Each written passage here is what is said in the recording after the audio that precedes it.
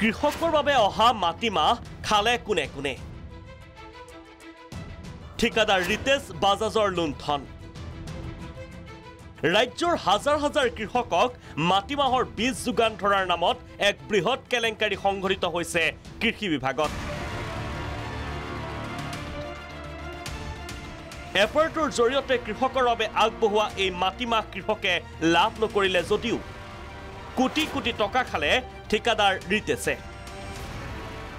তথ্য আৰু অভিযোগ মতে ঠিকাদাৰ ৰিতেশ বাজাজ মালিকাধীন সালাছাৰ এগ্ৰো সাৰ্ভিসেছ নামৰ প্ৰতিষ্ঠানক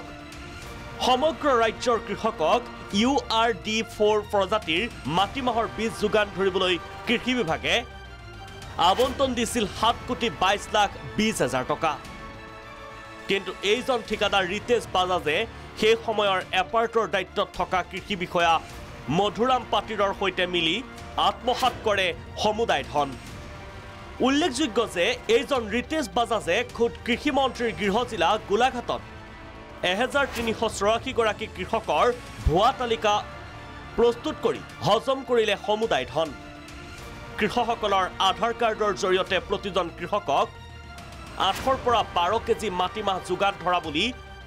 দেখুৱালে যদিও তালিকাত নাম থকা কৃষকে বীজ লাভ কৰাটো দূৰৰে কথা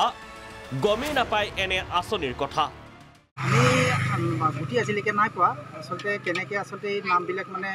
দি পেলাই কোনে বস্তুবিলাক আনিছে আমি আজিলৈকে অৱগত হোৱা নাই কিন্তু আজি আমি আপোনালোকৰ চেনেলৰ জৰিয়তে আমি গম পাইছোঁ যে আমাৰ নামত যে মানে এনেকৈ মাটিমাহ আহিছে সেইবিলাক আমি কিন্তু আগত জনা নাছিলোঁ সমগ্ৰ কেলেংকাৰীৰ এতিয়া তদন্ত ঘোষণা কৰিছে কৃষিমন্ত্ৰী অতুল বৰাই